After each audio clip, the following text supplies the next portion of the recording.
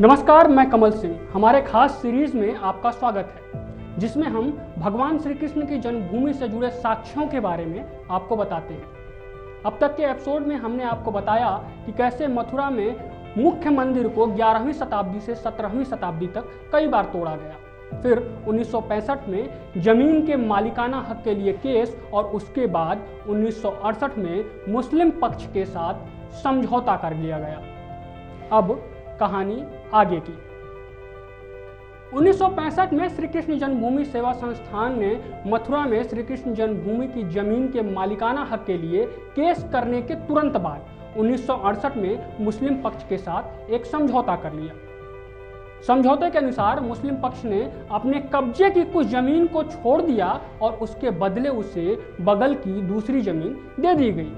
लेकिन यहाँ सवाल ही 1968 के समझौते पे खड़ा होता है, क्योंकि कटरा केशव देव मंदिर की पूरी जमीन यानी 13.37 एकड़ जमीन का मालिकाना हक ट्रस्ट को दिया गया था और श्री कृष्ण जन्मभूमि सेवा संस्थान के पास इसके मालिकाना हक का कोई पुख्ता सबूत नहीं है। तो कोई भी संस्था बिना मालिकाना हक के मुस्लिम पक्ष के साथ समझौता कैसे कर सकती है। इसीलिए हिंदू पक्ष का कहना है कि 1968 का ये समझौता ही अवैध समझौता है, जिसके बाद हिंदू पक्ष ने अपनी याचिका में श्री कृष्ण जन्मभूमि को कंस की कारागार के स्थान पे बताया है और बताया है कि कंस के कारागार के ठीक ऊपर ईदगाह बनी हुई है, जो कि भगवान श्री कृष्ण की जन्मभूमि है। भगवान श्री कृष्ण की जन्मभूमि हिंदुओं के लिए एक पवित्र स्थान रखती है, इसलिए इसकी पूरी जमीन यानी 13.7 एकड़ जमीन का मालिकाना हक हिंदू पक्ष को दे देना चाहिए और वहां से ईदगाह को हटा देना चाहिए। अब जरा ये समझते हैं कि हिंदू पक्ष ने आखिर क्या क्या दावा किया था।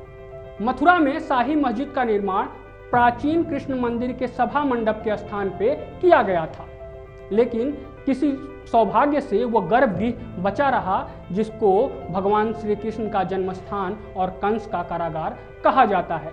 इसी वजह से वहां पे पत्थर का एक पवेलियन और एक अंडरग्राउंड जेल बनाया गया था, जिसके ठीक बगल में योग माया का मंदिर भी है। हिंदू पक्ष के इन दावों के बाद हिंदू पक्ष का यह कहना है कि इतने साक्ष्य और इतने प्रमाणों के बाद विवाद का कोई मुद्दा नहीं बचता है और श्री कृष्ण जन्मभूमि की पूरी जमीन का मालिकाना हक हिंदू पक्ष को दे देना चाहिए। हालांकि ये मामला अभी कोर्ट में है और कोर्ट में आगे क्या क्या कार्रवाई होती है हम इस सीरीज के अगले एपिसोड में आपको बताते रहेंगे।